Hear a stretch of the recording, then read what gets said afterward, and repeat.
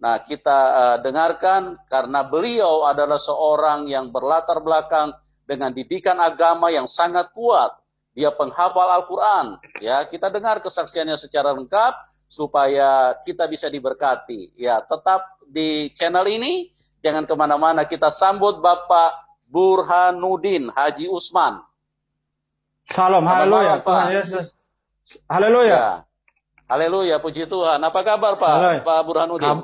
Kabar mantap bersama Tuhan Yesus Kristus. Haleluya, puji Tuhan. Begitu luar biasa. Saya lihat Bapak punya semangat ini. Saya juga hampir kayak lompat dari tempat duduk ini, Pak. Ya, begitu luar biasa Bapak punya semangat. Ya, ya. Pak, ini teman-teman sudah banyak yang menunggu kita, Pak. Ya, Siap. Apa yang telah terjadi dengan kehidupan Bapak bisa saksikan supaya kita semua diberkati Tuhan. Ya, Amin. Terima kasih buat kemurahan hati Bapak yang mau hadir dan mau bersaksi. Oke, waktu dan tempat saya serahkan kepada Bapak Burhanuddin Haji Usman. Silakan, Pak. Haleluya, Tuhan Yesus memberkati kita. Terima kasih banyak untuk waktu dan kesempatan yang Tuhan berikan kepada saya untuk memberikan kesaksian di channel hambanya Bapak Pendeta Yusuf Manubulu. Nah, saudara yang dikasih oleh Tuhan, saya memang berlatar belakang Muslim fundamental, dan ayah saya memang tokoh masyarakat di satu daerah, namanya Haji Usman, dan beliau adalah sangat radikal dalam menjalankan agamanya. Saking radikalnya, saudara, beliau berangkat haji sebelum zaman kemerdekaan. Tahun 42-43,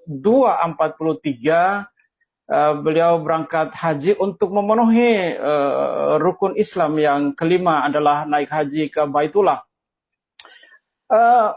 Jarang sekali orang naik haji pada zaman itu. Kenapa? Karena zaman itu adalah zaman yang susah. Yang pertama, tidak ada uang untuk berangkat. Yang kedua, terus zaman peperangan. Itu zaman-zaman yang sangat sukar dan sulit. Dan hanya beberapa gelintir orang yang bisa naik haji pada zaman-zaman itu. Dan ayah saya naik haji pada waktu itu dan pulang dari sana, dan dia tergabung dengan veteran perang. Masuk dalam veteran perang, memperjuangkan kemerdekaan Indonesia, dan ayah saya adalah dikasih tanda jasa oleh pemerintah, oleh Mayor Jenderal Supriyadi, dan juga yang kedua Akbar Tanjung, tokoh masyarakat di daerah. Pulang dari sana, dan tahun 65 itu beliau menjabat kepala desa. Dan itu tahun-tahun yang sangat rawan. Kami satu rumah itu juga ketakutan karena masa itu ayah saya mengamankan satu wilayah itu. Dan pada zaman partai politik itu banyak, penggabungan partai politik, lalu bersama dengan Haji Naro, dia pemimpin nasional Partai Persatuan Pembangunan, dan ayah saya di kabupaten adalah pemimpin Partai Persatuan Pembangunan. Duduk juga di DPRD, terus hidup, terus lanjut usia 107 tahun, meninggal 3 tahun yang lalu, meninggal. Dikebumikan dengan cara militer, dipimpin oleh Wakil Komandan Kodim. Rekaman pemakaman ayah anda saya masih saya simpan sampai dengan saat ini. Saudara dikasih Tuhan, saya tidak pernah bermimpi dan tidak pernah punya cita-cita dan keinginan untuk menjadi orang Kristen, apalagi hamba Tuhan. Tidak ada sama sekali, karena jalur saya di atas, ayah saya, kakek nenek saya, leluhur saya tidak ada yang Kristen. Kalau ada yang Kristen di kampung itu mungkin sudah tidak hidup, karena memang daerahnya daerah yang sangat keras dengan didikan agama Islam. Tetapi perjalanan hidup Tuhan merubah. Dulu waktu saya SMP atau ST dulu, sekolah teknik menengah, bukan STM, ST, saya sering ke daerah pelabuhan di kabupaten saya itu ada pelabuhan. Nah, lalu sebelah kiri jalan itu ada gereja namanya Gereja Pantai Kosta. Saya pikir karena dekat pantai lalu dinamakan dengan Pantai Costa. Pulang dari pelabuhan, kadang-kadang saya tulis di pagar bambu daripada gereja itu Al-Kafirun. Saya tulis dengan Al-Kafirun. Jadi orang-orang kafir. Saya iseng aja, saya tulis, saya bawa kapur, saya bawa, saya tulis Al-Kafirun adalah orang-orang kafir. Rupa-rupanya yang penulis Al-Kafirun di gereja pada waktu itu sekarang jadi pendeta, saudara. Memang makanya jangan jahat sama gereja karena Tuhan bisa merubah, saudara. Ya, jadi orang jahat menjadi orang yang percaya kepada Tuhan Yesus Kristus. Nah, terus saya lanjut ke sekolah SD, terus masuk STM, terus perguruan tinggi, dan terus saya datang ke Jakarta. Di Jakarta lah yang merubah keyakinan dan agama saya. Pada waktu saya pulang kantor, kira-kira tahun 81 atau 81-an, itu saya duduk di atas bis di kota Jakarta. Pulang dari kantor. Memang udah lama, saya udah tinggalkan Islam dan Al-Quran dan sholat sudah 35 tahun. Saya memang bukan ustadz, saya bukan guru ngaji, saya bukan kiai. Saya adalah orang Muslim biasa yang melakukan perintah Allah. Di Jakarta saya pulang dari kendaraan itu saya duduk, saya di samping itu di kursi kendaraan, lalu duduklah juga seseorang yang belakangan dari saya. Dia bawa dua tenteng, kiri dan kanan. Pada waktu itu ada kertas minyak yang berwarna kuning. Dua ikat dia bawa, saya pikir dia bawa agenda gitu, saya pikir itu agenda. Kalau agenda memang saya kepingin minta satu. Lalu saya bilang sama bapak itu, Bapak bawa agenda kok banyak sekali, saya bilang. Oh, dia bilang kepada saya, ini bukan agenda deh, ini kitab sucinya orang Kristen, kata dia. Ya, saya bertanya lagi ke beliau, apakah Bapak orang Kristen? Oh, saya bukan orang Kristen, katanya. Akhirnya saya jadi bertanya lebih dalam. Bapak bukan orang Kristen, tapi Bapak bawa-bawa kitab orang Kristen. Haram. Saya bilang gitu sama Bapak itu. Oh, bukan begitu deh, kata dia. Ini saya memang bukan orang Kristen. Tapi saya adalah pendetanya orang Kristen, kata dia. Saya jadi kaget dengar kalimat itu. Akhirnya saya bertanya lagi, apa bedanya Kristen dengan pendeta? Sebab bagi saya imam dan makmum itu kan sama saja. Islam, sholat 5 waktu, menghadap ke kiblat kan sama saja. Apa bedanya Kristen dengan pendeta? Lalu dia sedikit menjelaskan kepada saya perbedaannya. Perbedaannya kata dia, pendeta itu sudah 90% melakukan firman Tuhan, sementara orang Kristen baru 25% melakukan firman Tuhan. Ini bukan kata saya, tapi kata pendeta itu. Tapi sesudah saya jadi pendeta ada benarnya juga gitu, saudara. Bukan berarti, ingat catatan saya, bukan berarti kami pendeta sudah melakukan firman Tuhan 90 bahkan 100%. Kalau ada pendeta atau orang Kristen yang mengaku bahwa dia sudah melakukan firman Tuhan 100%, dia sudah tidak ada di bumi. Kenapa? Karena dia orang sempurna. Orang sempurna nggak hidup di sini. Sudah diangkat sama Tuhan. Kita, pendeta, orang Kristen, atau siapapun, nggak ada yang sempurna. Kita ini disempurnakan, sehari demi sehari disempurnakan oleh Tuhan Yesus Kristus. Jadi tidak ada orang sempurna. Jadi kalau saudara lihat pendeta jatuh dalam dosa, kalau saudara lihat orang Kristen jatuh dalam dosa, kalau dia lihat orang-orang yang percaya jatuh dalam dosa, jangan dijauhi, jangan dibuang, jangan ditinggalkan, jangan dilupakan. Tarik mereka kepada Tuhan. Karena saudara yang ditunjuk oleh Tuhan untuk menjadi garam bagi mereka, untuk menjadi terang bagi mereka, untuk menjadi berkat bagi mereka. Jangan suka membenarkan diri. Selamatkan orang-orang yang jatuh, angkat mereka. Yakinkan diri mereka bahwa orang jati itu tetap berdiri tegak di sisi saudara. Dan kalau itu misinya, maka tidak ada seorang pun yang murtad, tidak ada seorang pun yang jatuh dalam dosa, tidak ada seorang pun yang terhilang. Yakinkan orang-orang bahwa mereka tetap berdiri tegak di sisi saudara. Oke. Akhirnya dia berikan kepada saya satu kitab. Akhirnya dia bilang, ini buat kamu. Di rumah baca sekali waktu kamu membutuhkan ini. Akhirnya saya pulang, saya terima, saya pulang. Saya pulang, saya taruh di kamar saya itu Alkitab. 2 minggu sesudah itu saya penasaran ingin membacanya. Apa isi kitab ini?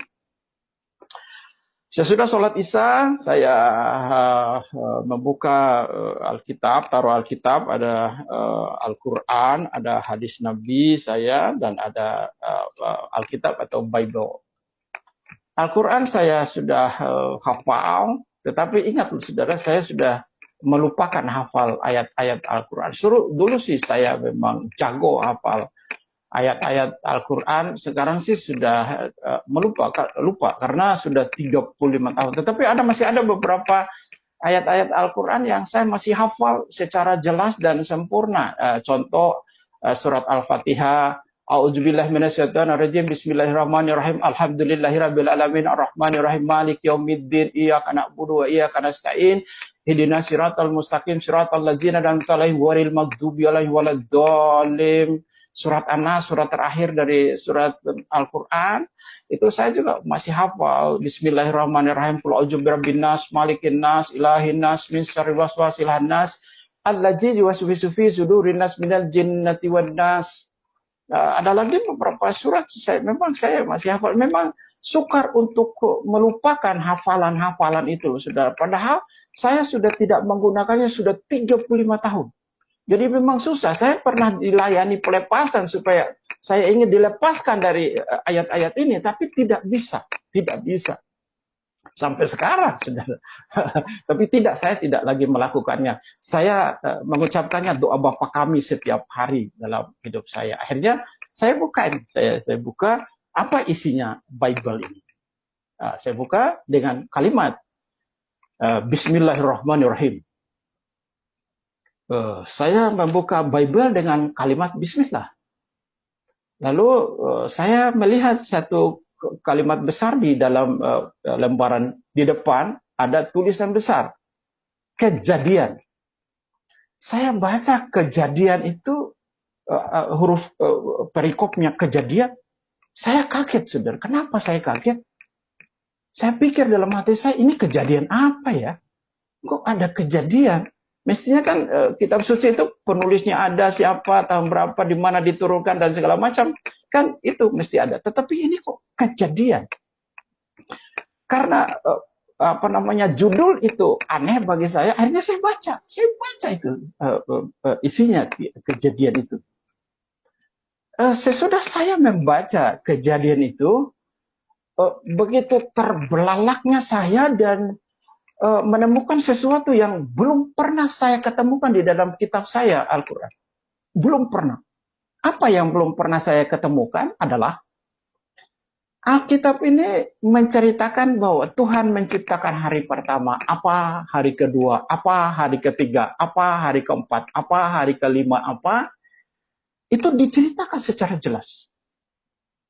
Al-Quran tidak menjelaskan bahwa Allah menciptakan hari pertama apa, hari kedua apa, hari ketiga apa, tetapi Al-Quran hanya menjelaskan bahwa Allah menciptakan manusia pada 6 masa.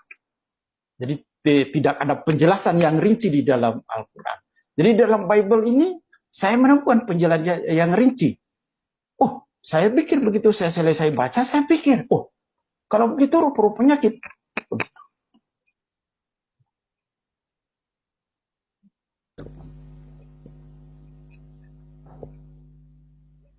Ya. Halo. Ya. Oke. Lanjutin. Oke, silakan. Terima kasih. Saya pikir kalau gitu kitab ini bagus. Kenapa bagus? Karena memberi pengetahuan. Karena memberi pengetahuan dan bagus, memberi ilmu, akhirnya saya baca tiap malam. Saya lupa sama ngaji saking enaknya ini baca Alkitab. Saya tidak pernah ngantuk kalau baca Alkitab. Heran orang Kristen banyak ngantuk kalau baca Alkitab. Bukan, tidak ada di sini. Adanya di sana, di India. Di sini sih orangnya melek-melek semua kalau baca Alkitab. Akhirnya saya baca, ketemu dengan yang membuat saya berpikir lagi, ini ada pengetahuan yang baru, yang kedua, sesudah alam semesta diciptakan. Yang kedua adalah penempatan manusia pertama Adam dan Hawa di dalam Bible. Di dalam Al-Quran saya bahwa Adam dan Hawa sebelum jatuh dalam dosa itu ditempatkan oleh Allah itu di sorga. Sorga itu di atas, bukan di bumi. Nah, pada waktu Adam dan Hawa jatuh dalam dosa, lalu mereka diturunkan ke bumi. Dalam surat 7 Al-Quran, itu ayat yang ke-19 sampai dengan ayat yang ke-25, dijelaskan secara rinci di situ, tempat tinggalnya Adam dan Hawa di surga, dan sesudah mereka jatuh dalam dosa, diturunkan ke bumi. Begitu saya membaca Alkitab, rupa-rupanya tempat tinggalnya Adam dan Hawa itu ada di Taman Eden. Dan itu bukan di sorga, tapi ada di bumi. Di bumi, dikelilingi oleh 4 sungai. Ada Pison, ada Gihon, ada Efrat, ada Tigris. Ini kisah yang sama, Adam dan Hawa jatuh dalam dosa, makan buah, itu kisahnya sama nih. Tetapi tempatnya berbeda. Satu menceritakannya di sorga, satu menceritakan di bumi. Semakin penasaran saya membacanya. Saya pikir di antara dua kitab ini ada yang benar. Ada yang benar. Saya cari yang benar. Untuk menanyakan kasus ini, saya tidak cari kiai atau alim ulama atau guru ngaji. Sebab kalau saya tanya mereka pasti membenarkan Al-Quran. Saya juga tidak cari orang Kristen atau pendeta, karena saya tidak mengenal mereka satu untuk menanyakan kasus ini. Sebab kalau saya tanya pun mereka pasti membenarkan kitabnya masing-masing. Dan dalam pandangan saya, akhirnya saya berdoa kepada Allah. Ya Allah, ya Rabb, berikan kepada hamba ini petunjuk. Dan supaya hamba ini dapat membaca dan memberikan pengetahuan dan iman di dalamnya ada kebenaran. Saya baca terus ketemu dengan kisahnya Nabi Nuh. Ada 40 hari 40 malam datangnya banjir dan manusia mati, sama kisahnya. Lalu meningkat ke kisahnya Abraham. Abraham di dalam Bible pasal yang ke-22 ayat yang kedua itu bahwa Abraham mempersembahkan anaknya Ishak. Dijelaskan secara rinci di sana bahwa ambillah anakmu yang tunggal itu, yaitu Ishak. Namanya disebut secara rinci. Saya berpikir lagi, loh, kok jadi Ishak yang dikorbankan? Bukankah itu adalah Ismail? Akhirnya logika saya main. Dua-duanya toh tidak jadi dikorbankan. Dua-duanya Ismail diganti dengan kibas atau kambing, dan Ishak diganti dengan domba. Saya baca terus menerus, ketemu dengan cerita-cerita nabi-nabi, Nabi Yusuf. Muncul lagi dengan kisahnya Musa. Musa hampir sama dengan cerita Al-Quran dan Alkitab. Tapi yang saya maksud di dalamnya berbeda, bahwa perintah Tuhan di dalam Alkitab-kitabnya Nabi Musa yang disebut Taurat itu tidak ada satu ayat pun yang tertulis di dalam Al-Quran. Dalam rukun iman itu Al-Quran Islam menganut yang ketiga itu adalah percaya kepada kitab-kitabnya Allah. Ada 4 kitabnya Allah. Satu, kitab Taurat yang diberikan kepada Musa. Yang kedua, kitab Zabur diberikan kepada Daud. Yang ketiga, kitab Isa yang diberikan kepada kitab Injil yang diberikan kepada Isa. Yang keempat, kitab Al-Quran diberikan kepada Nabi Muhammad. Hanya saya baca.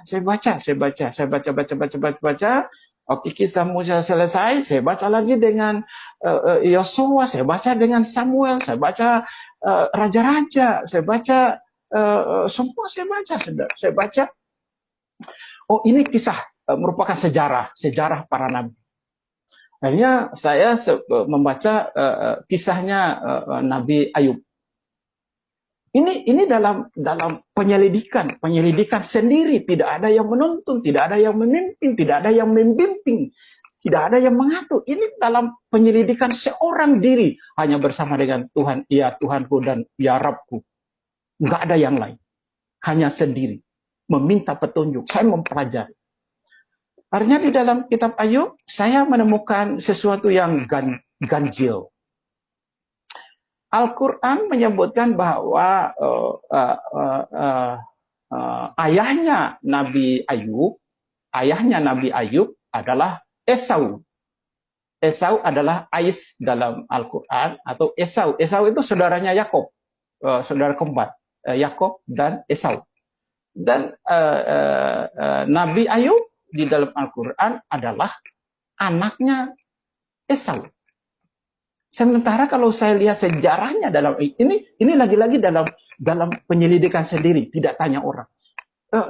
Sejarahnya di dalam Alkitab bahwa Nabi Ayub ini sejaman atau sebelum Abraham ada, baru dia ada. Tetapi dalam Al-Quran itu adalah saudara kembarnya, ayahnya adalah saudara kembarnya Yakob yang bernama Esau. Saya tinggalkan. Saya lupakan. Kasus itu saya lupakan. Akhirnya saya simpan aja. Lalu masuk ke kitab Daud. Mazmur itu saya baca, saudara, kitab Mazmur itu 1 tahun. Saya bolak-balik 1 tahun. Saya bolak-balik aja kitab Daud. Waduh, itu kitab itu hebat, luar biasa. Dan lagi-lagi saya katakan kepada saudara bahwa kitab Daud, Nabi Daud, tidak ada satu ayat pun yang tertulis dalam Al-Quran. Enggak ada, tidak ada. Jadi Al-Quran atau sahabat kita Muslim hanya percaya dengan tiga kitab di luar Al-Quran adalah kitab Taurat, kitab Zabur, dan kitab Injil. Tapi isi daripada Taurat tidak ada, isi daripada Zabur tidak ada, isi daripada Injil itu tidak ada. Baca, ini begitu hebatnya ini Mazmur. Lalu saya baca lagi, ada kitab nabi-nabi di dalamnya, Yesaya, Yeremia, Yeskiel, Daniel, Hosea, Yoel, Nahum, Obadya, Mika, Habakuk, Jefanya, Hagai, Yunus, Zakaria. Selesai perjanjian lama dalam masa 3 atau 4 tahun. Selesai. Ini sendiri, belum ada. Saya belum bertanya orang, saya tidak tanya orang. Belum, karena di dalam hati dan pikiran saya masih menemukan sesuatu kebenaran. Makanya saya baca terus, saya selidiki terus. Ini masuk dalam perjanjian baru. Nah, kitab Matius, mukjizat yang Yesus kerjakan itu hebat. Memang itu hebat. Mukjizatnya luar biasa. Saya membaca di Matius pasalnya yang ke-28 ayat yang ke-18. Disebutkan di sana sebelum Isa atau Yesus Kristus naik ke surga, beliau berfirman. Dalam pasal Matius 28 ayat 18, kepadaku telah diberikan segala kuasa di surga dan di bumi. Perkataan Yesus Kristus ini diaminkan kembali oleh Nabi Muhammad yang lahir, yang ada 600 tahun sesudah Isa naik ke surga.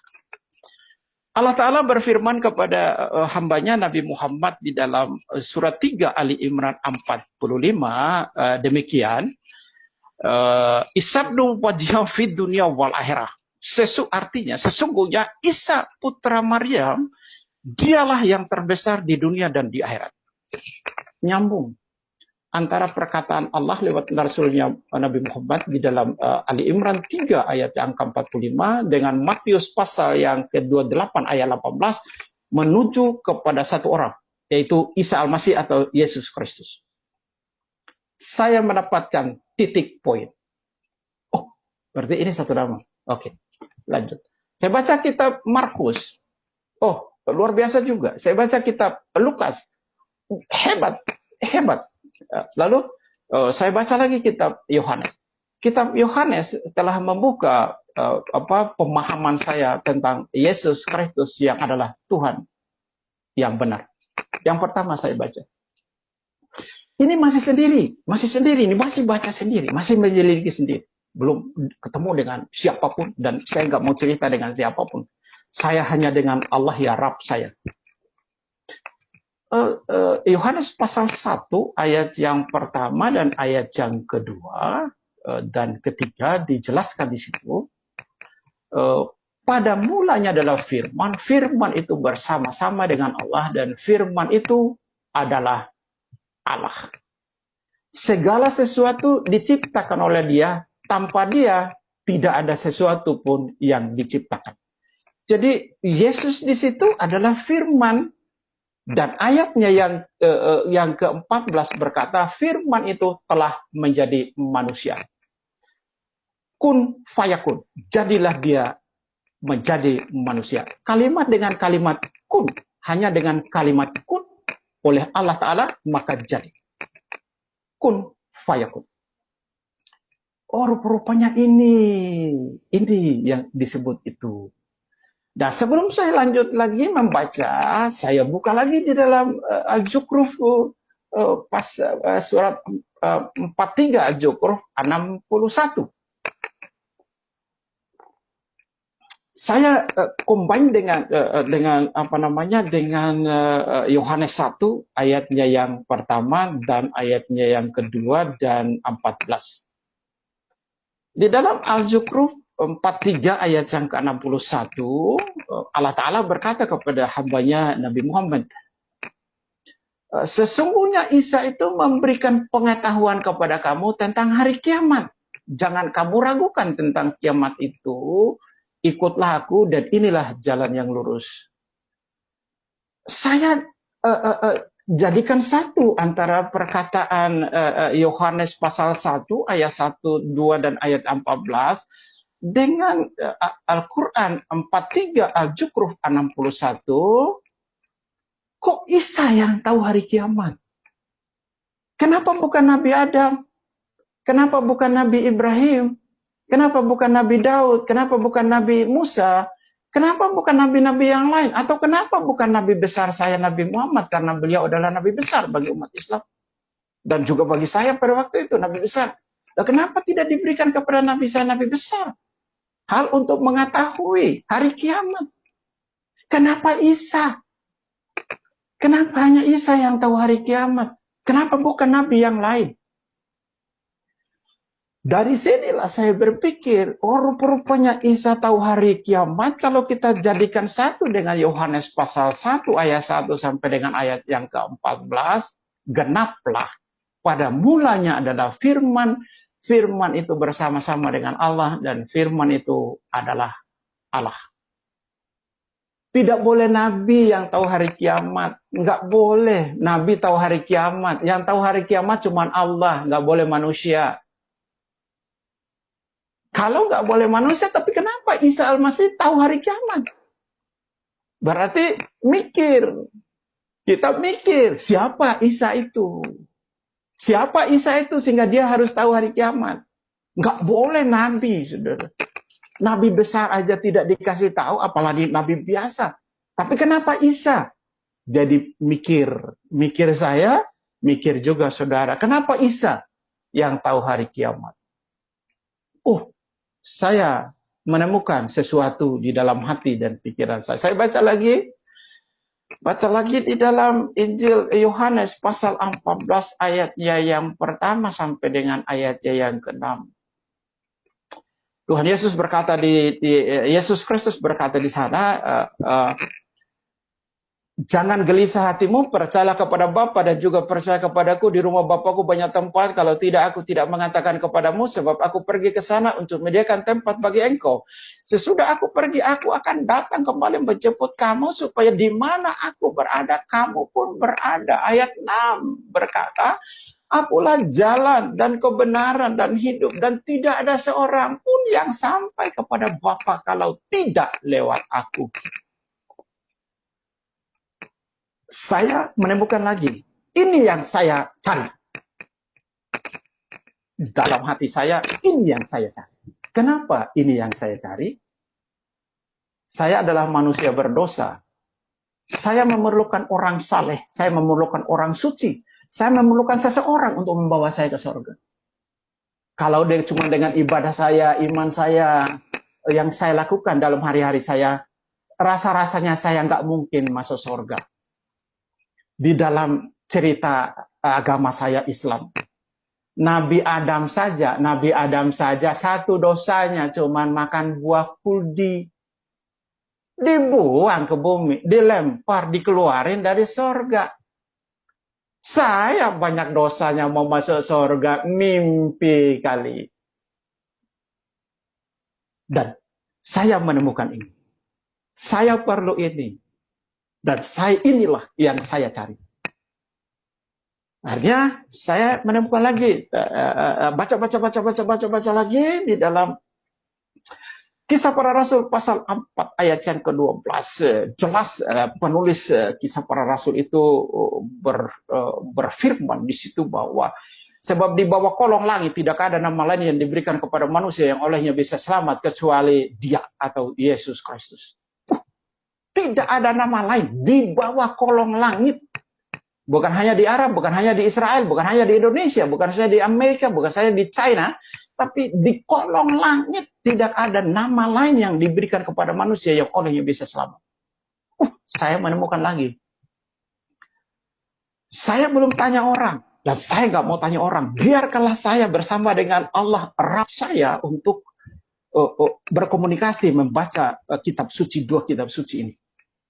Akhirnya saya baca kitab Roma. Kitab Roma pasalnya yang ke-14 ayat 8 dan 9, terlebih-lebih ayat 9. Itulah yang merubah iman saya. Roma pasal 14 ayat 9. Demikian kata Tuhan dan firman. Sebab Kristus Yesus mati supaya Dia menjadi Tuhan atas orang hidup dan Tuhan atas orang mati. Saudara, saya baca ayat itu, saya berpikir secara sederhana. Rupa-rupanya Yesus itu bukan saja Tuhannya orang Kristen dan Tuhannya orang Katolik. Tetapi Yesus itu adalah Tuhannya orang hidup dan orang mati. Pikiran saya sederhana. Daripada tunggu mati baru percaya Yesus, lebih baik sekarang aja percaya Yesus Kristus. Dan Dialah Tuhan. Daripada aku harus tunggu mati. Udah. Saya masih menyelidikinya. Saya kepinginnya sampai akhir, sampai tamat. Saya membaca kitab ini. Saya baca terus. Jangan-jangan ini Tuhan ini bukan, Yesus ini bukan Tuhan yang awal dan yang akhir. Dan bukan Tuhan yang maha kuasa. Karena ada banyak kalimat kata Tuhan. Akhirnya saya baca terus menemukan sesuatu yang merubah iman saya dan hidup saya. Wahyu pasal 1 ayat yang ke-8. Yesus berfirman. Akulah Alfa dan Omega, yang awal dan yang akhir. Yang ada, yang akan datang, dan yang sudah ada. Dan yang maha kuasa. Satu ayat lengkap. Kalimat Alfa dan Omega artinya tidak ada yang lebih awal dari Alfa, tidak ada yang lebih akhir dari Omega. Jadi kalau ada yang lebih awal dari Alfa, itu bikinan kamu. Kalau ada yang lebih akhir dari Omega, itu juga adalah kamu yang bikin. Sama dengan di Indonesia, kan ada huruf A, awal huruf adalah A, akhirnya adalah Z. Kalau ada huruf yang lebih awal dari A, itu kamu yang bikin. Kalau ada yang lebih akhir dari Z, itu bikinan kamu. Nah, itulah salah satu contoh. Jadi dikasih ayat di bawahnya, masih ayat yang sama ayat 8, bahwa Dia maha kuasa. Saya mengambil keputusan untuk menyerahkan diri kepada Tuhan, dan dengan doa, sendiri masih belum ada orang yang menemani. Saya bilang kepada Tuhan, Tuhan Yesus Kristus yang tertulis dalam Bible ini dan dalam Wahyu pasal 1 ayat yang ke-8 ini, malam ini juga, hari ini juga, waktu ini juga, aku menjadikan Engkau Tuhanku, Juru Selamatku, penebus dosaku. Udah, baru saya cari pendeta, minta baptis. Dibaptis, ketemu dengan salah seorang pendeta, orang Padang, namanya Pak Akmasani, udah meninggal almarhum. Dan saya dibaptis, saya lahir baru. 3 tahun sesudah itu saya nikah dengan seseorang. Nah, istri saya 1 sampai dengan saat ini, anak saya 1. Saya punya kakak ipar orang Batak, marga Simorangkir. Beliau adalah pejabat tinggi negara di pemerintahan yang SBY dan juga pemerintahan yang sekarang. Itu Simorangkir, kakak ipar saya. Itu kesaksian saya pindah agama jadi Muslim ke Kristen. Nah, saya ada tambah 2 kesaksian yang saya ingin sampaikan kepada saudara. Satu waktu tahun 2000 saya diutus Tuhan untuk pelayanan ke negara bagian Victoria di Australia, kota Melbourne, bersama dengan seorang Pak Obed yang mengutus saya untuk melayani di Melbourne. Saya tinggal di kota Chadstone, lalu saya melayani di beberapa gereja. Di situ ada gereja IPC, Pendeta Agus. IPC adalah Indonesian Press Center. Saya juga pimpin kebaktian di GPIB. Saya juga pimpin kebaktian di beberapa gereja dan rumah tangga, dan kurang lebih 10 hari saya ada di Melbourne sampai saya jalan-jalan ke Phillips Island, lihat penguin. Menjelang saya kembali ke Indonesia, itu ada seminar Islamologi malam hari, dan saya akan besok akan kembali ke Jakarta. Undangan itu sangat banyak, saudara. Saya tinggal di keluarga namanya Pak Barnabas Ong. Pak Barnabas Ong adalah ketua masyarakat Indonesia di kota Melbourne pada zaman itu. Saya tinggal di situ. Lalu Pak Barnabas Ong karena ketua masyarakat Indonesia lalu undang bukan saja orang Kristen yang diundang, tapi juga orang Islam diundang sama beliau. Datanglah seseorang namanya Pak Senwaji, ini Muslim, belum pernah ke gereja, belum pernah ikut kebaktian, tidak tahu agama Kristen, dia Muslim. Dia menemui saya sebelum kebaktian, dia berkata kepada saya, Pak Pendeta, saya memang sengaja datang karena diundang. Tapi begini ya Pak Pendeta, kata dia bilang begitu, agama sama saja. Toh semua manusia nanti akan dicuci di neraka dan sesudah itu semua manusia akan masuk surga. Saya jawab, kalau semua manusia akan masuk neraka dan pada akhirnya masuk ke surga, ngapain diutus nabi-nabi? Maka ngapain ada kitab suci? Ngapain berbuat baik? Ngapain ibadah? Ngapain doa? Kalau semua manusia pada akhirnya akan ke surga semua. Enggak ada cerita itu, saya bilang. Sekali masuk neraka kekal untuk selama-lamanya, dan sekali masuk surga kekal buat selama-lamanya. Enggak boleh keluar masuk. Emang itu garasi mobil keluar masuk? Saya bilang sama dia, akhirnya ya udah Pak Pendeta sampaikan aja. Akhirnya saya bawa Al-Quran, juga bawa Bible tentu. Dan saya sampaikan makalah. Oke, dia selalu angkat tangan. Dia bertanya, Pak Pendeta, saya nggak paham. Coba kasih penjelasan. Oke, saya kasih penjelasan. Selesai kebaktian, kami makan. Lagi makan itu, saya kumpul di meja itu, ada Pak Barnabas dan banyak kawan-kawan di situ. Dia pamit kepada saya, dia bilang begini, Pak Senwaji ini, Pak Pendeta, saya pamit, saya pulang dulu karena rumah saya dari sini kurang lebih 20 menit. Jadi saya agak ada di pinggir kota, kata dia bilang. Ya sudah, kalau gitu pamit. Tapi ini gini Pak, nanti saya akan cari Bapak di Jakarta pada waktu saya ke Jakarta. Oke, saya bilang begitu. Nanti minta nomor HP saya, nomor telepon saya, nomor rumah saya di Pak Barnabas. Udah, selesai. Saya lagi enak-enak makan, kunyah makanan, itu saya mendengar suara secara audible. Itu berbicara di telinga saya, bukan di hati saya. Di telinga saya berbicara suara seperti suara manusia. Tetapi saya toleh, saya kiri kanan. Kok Bapak ini agak jauh, tapi nggak mungkin dia bersuara di telinga saya. Suara itu begini, saudara. Suara itu berkata, tanyakan Senwaji itu kapan mau dibaptis. Saya sedikit tutup mata sebentar. Akhirnya saya buru-buru ke tempat parkir, dia sudah ada di mobil. Saya bilang, Pak Senwaji, kesini dulu sebentar, masuk lagi kembali ke rumah. Akhirnya, udah dia masuk. Dia masuk, dia duduk di sebelah saya. Pak Senwaji, begini, saya panggil Bapak karena ada pesan. Selama hidup saya, bahkan selama saya jadi pendeta, saya belum pernah mendengar suara seperti ini yang saya dengar saat ini, yang barusan ini. Belum pernah. Baik dulu maupun pada saat sebelum ini, saya belum pernah.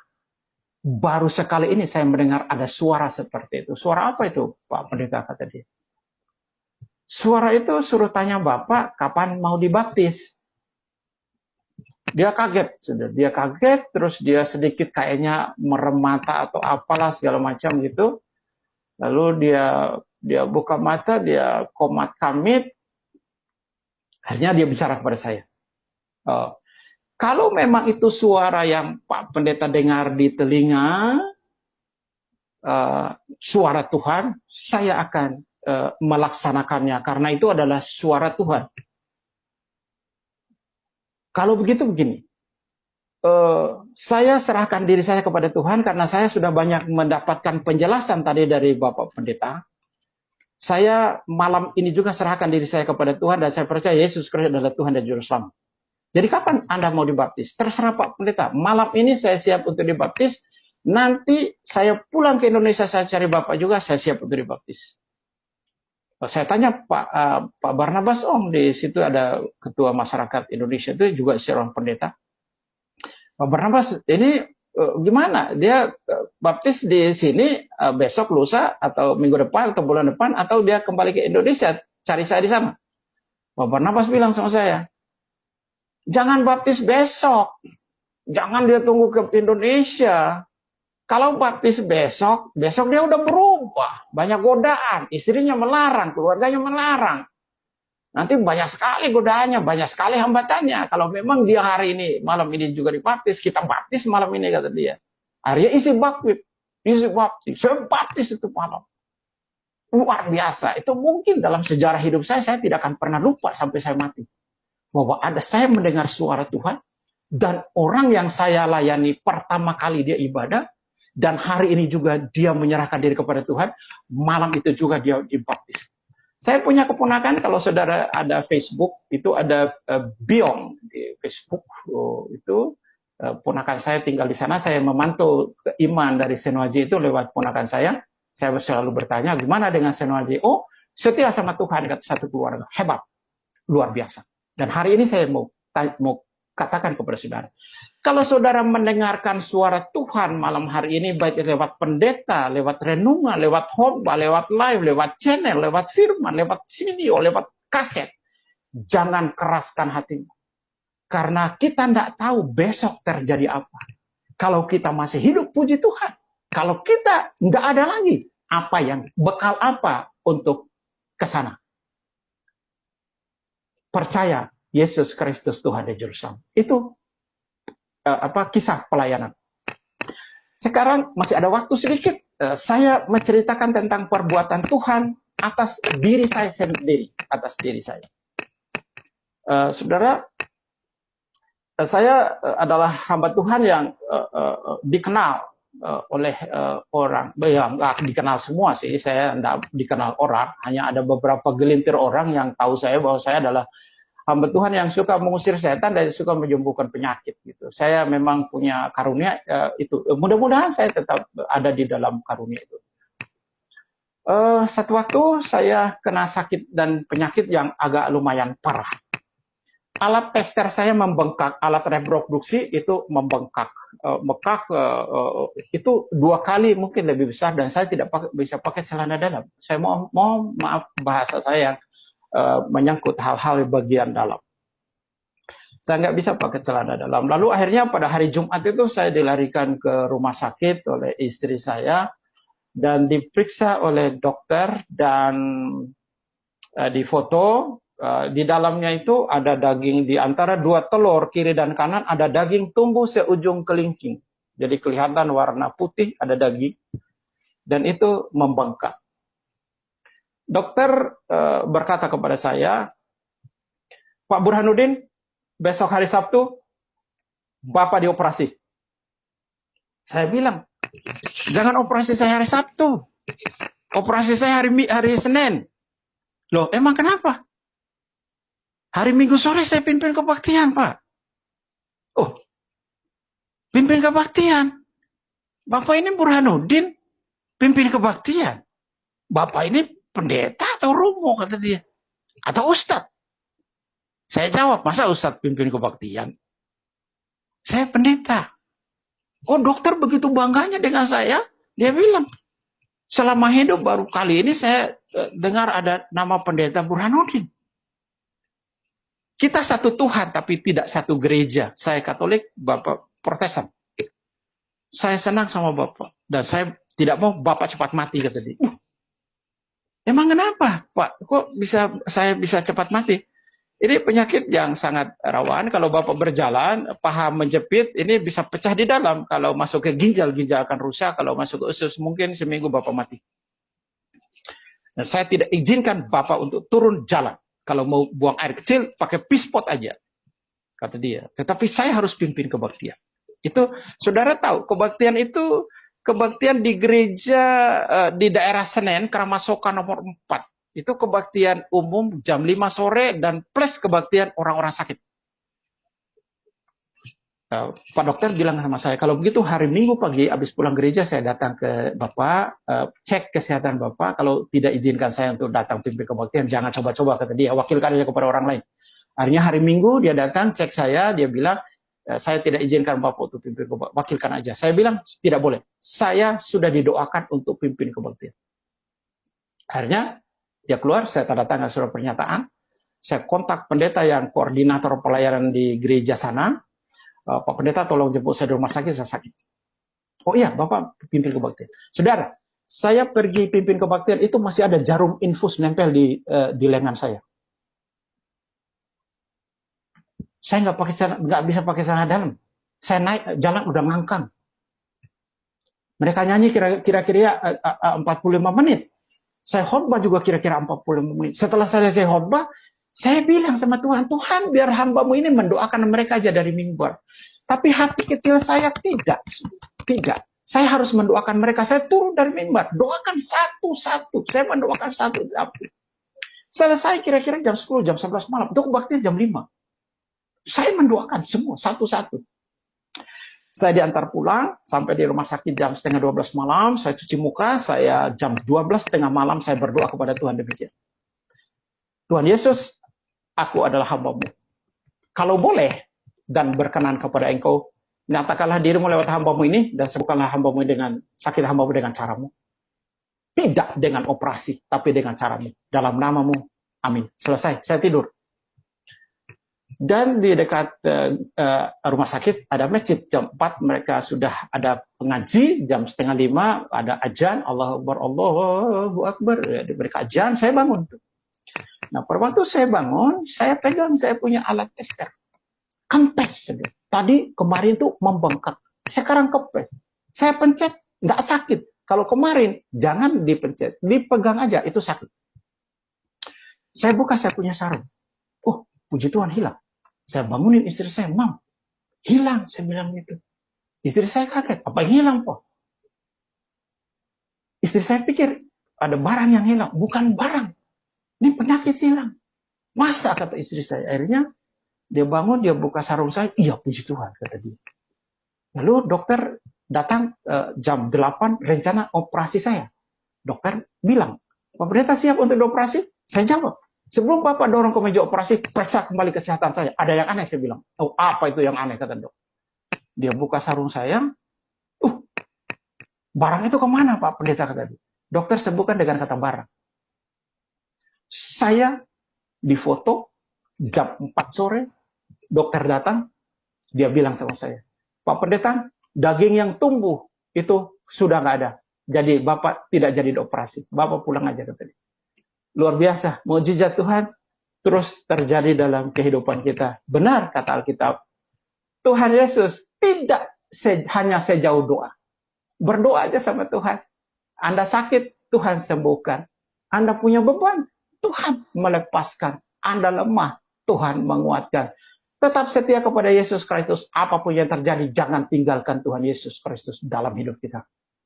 Dia adalah Tuhan yang awal dan yang akhir. Dan dialah juru selamat kita, penebus dosa kita. Tuhan Yesus memberkati kita. Haleluya. Saya serahkan kembali kepada hambanya Bapak Yusuf Manubur. Salam. Oke. Puji Tuhan.